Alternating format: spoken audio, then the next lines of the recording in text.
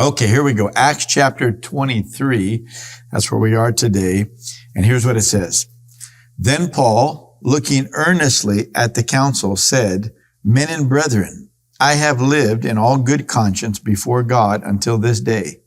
And the high priest Ananias commanded those who stood by him to strike him on the mouth. Then Paul said to him, God will strike you, you whitewashed wall, for you sit to judge me according to the law, and do you command me to be struck contrary to the law? Now watch this. And those who stood by said, Do you revile God's high priest? Then Paul said, I did not know, brethren, that he was the high priest, for it is written, you shall not speak evil of a ruler of your people. Now that's interesting to me, that Paul is here and he's being judged, and here's the high priest in front of him, and that Paul doesn't realize it's the high priest. The reason why this is interesting, really several reasons. One is that you remember back in early Acts when Paul was going around persecuting the church, he received letters from these religious leaders to go and to arrest Christians, even up in Damascus. And he knew who these leaders were, and he's in this Jewish world. It makes me wonder this. Plus, he's right there, and it's not like it's on Zoom, like many of us have had meetings today. Here's the person right in the same room as him. It makes me wonder, though, this being toward the end of Paul's life. Paul has been, by this time, you remember the list in 2 Corinthians chapter 11, he's been beaten many times. He's received 39 stripes minus one several times. He has been stoned. I mean, rocks hitting him in the head, shipwrecked. This guy has been robbed. He's had all kinds of things happen to him physically.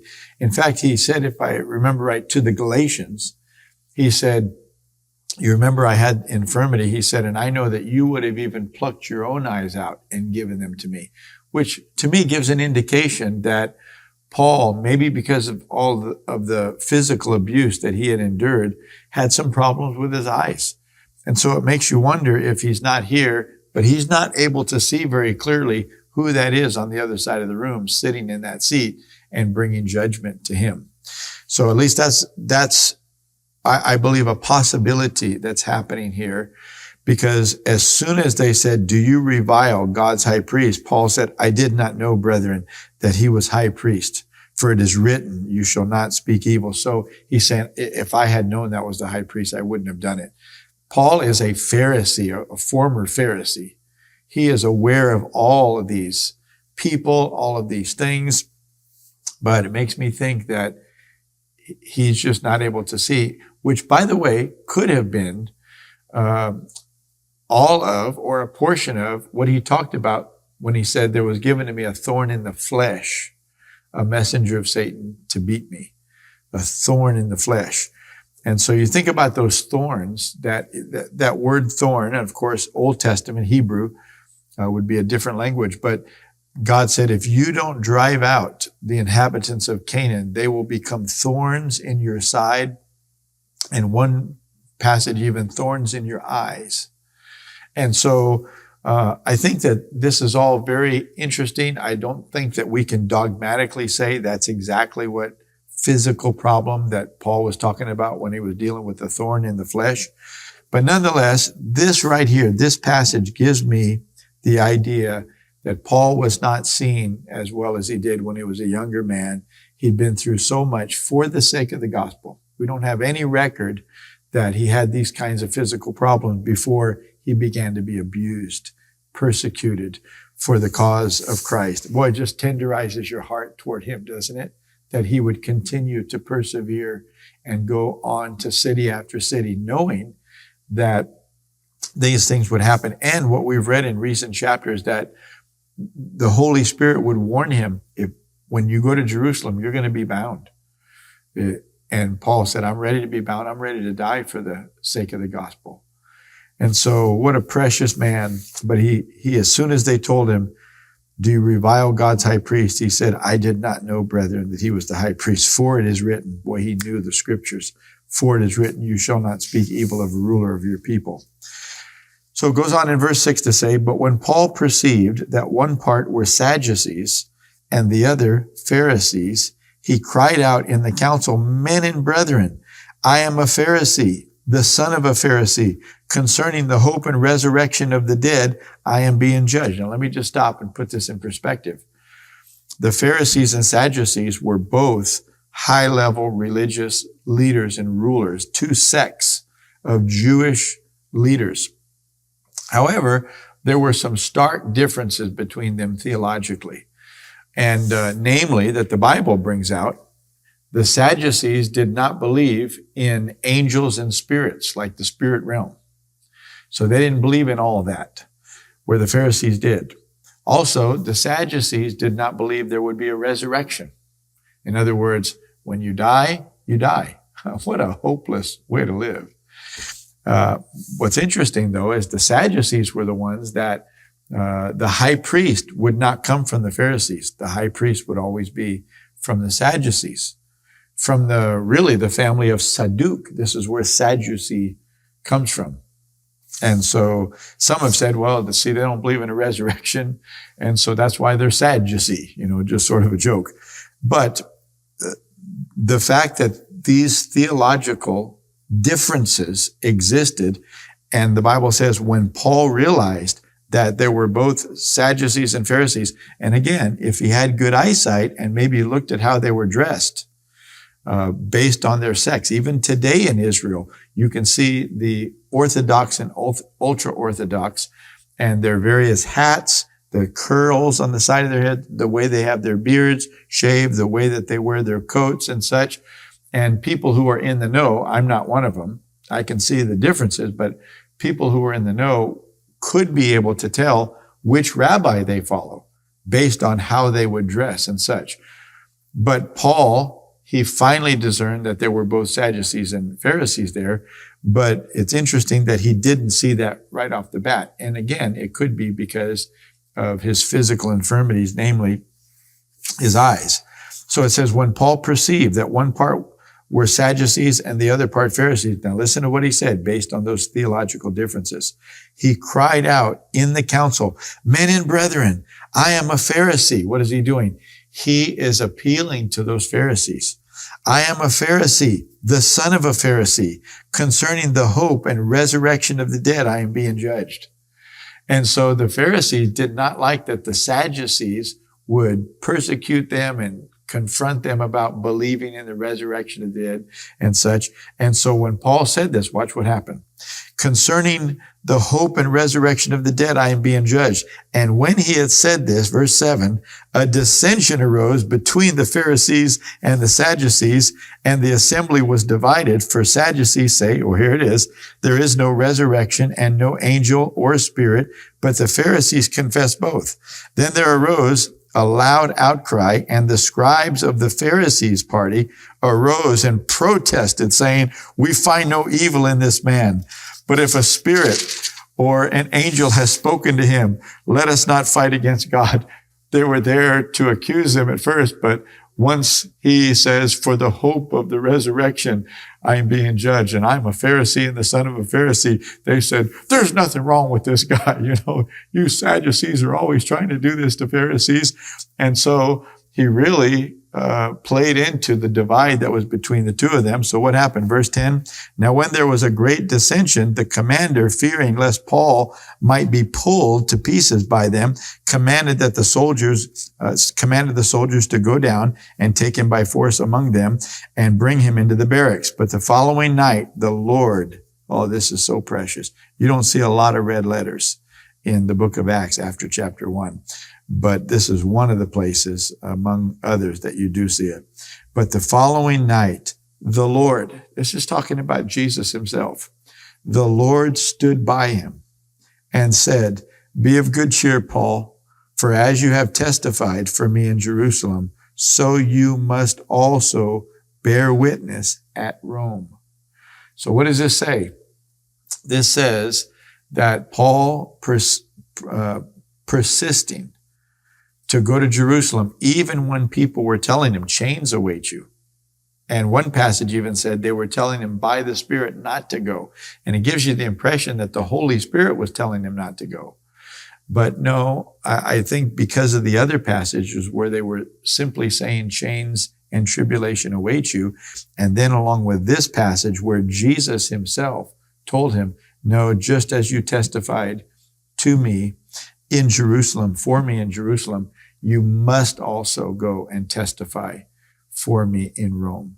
So the Lord wanted him to go there, and him being arrested in Jerusalem, then taken to Caesarea, he eventually made it to Rome. This is the progression where he will eventually come before, we believe, the emperor of Rome.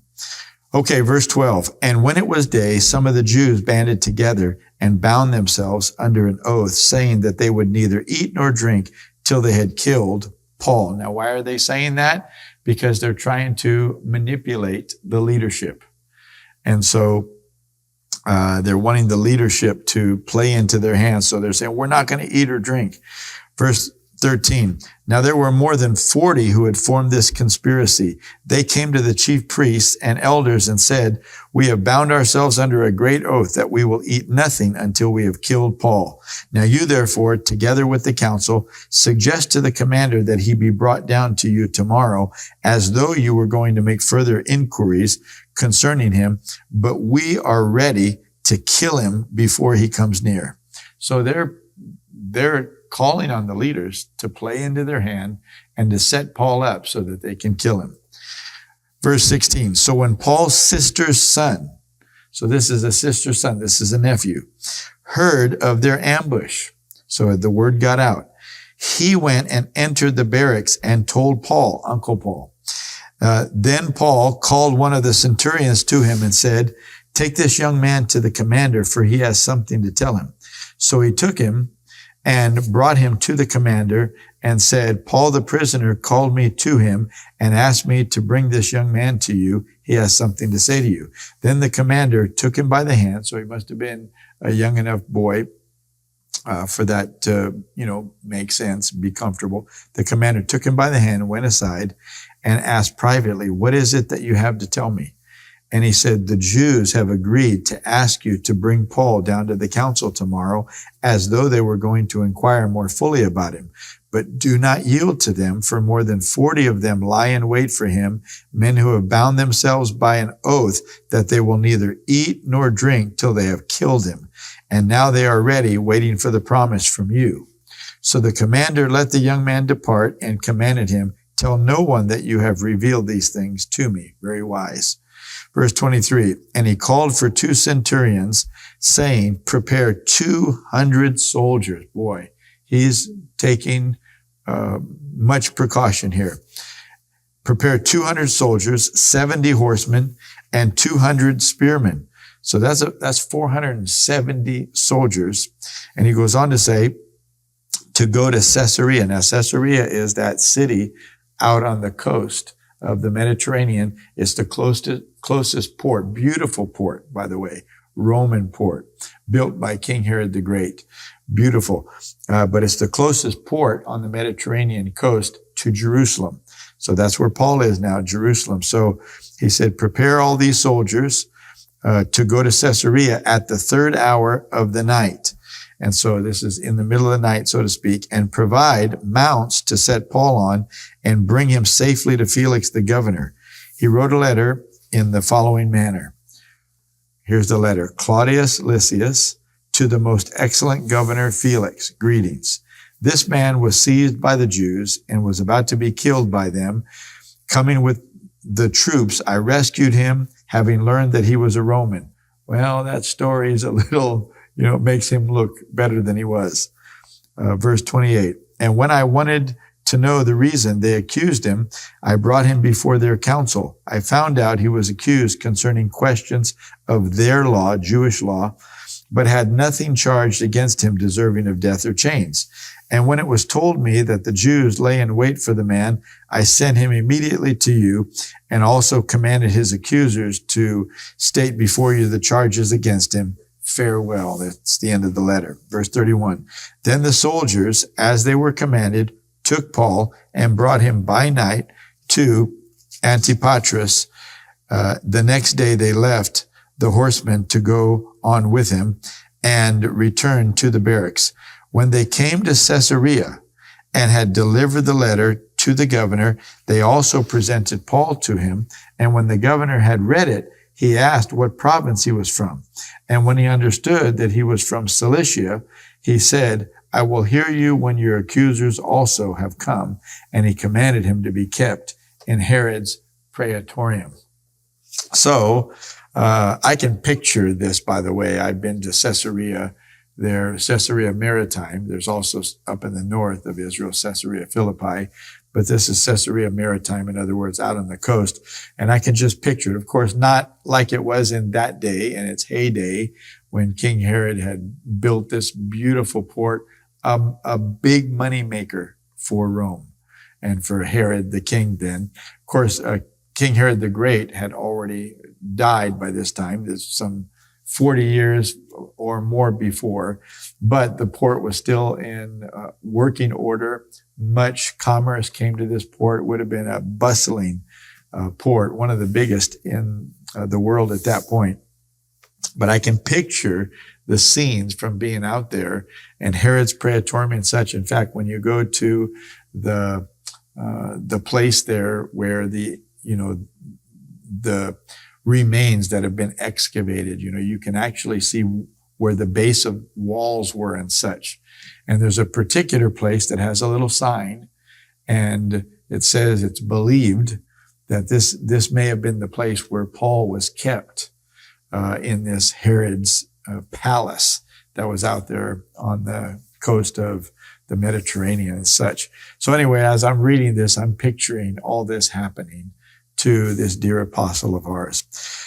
Well, bless the Lord. We're reading through some history, so it's not as if Paul is writing to us about what we should do as believers and such, but we're watching the example of a man of God, someone who has gone through decades now, serving the Lord, enduring persecution, affliction, abuse, all kinds of things. And yet here he is, still being true to his calling, even being a prisoner.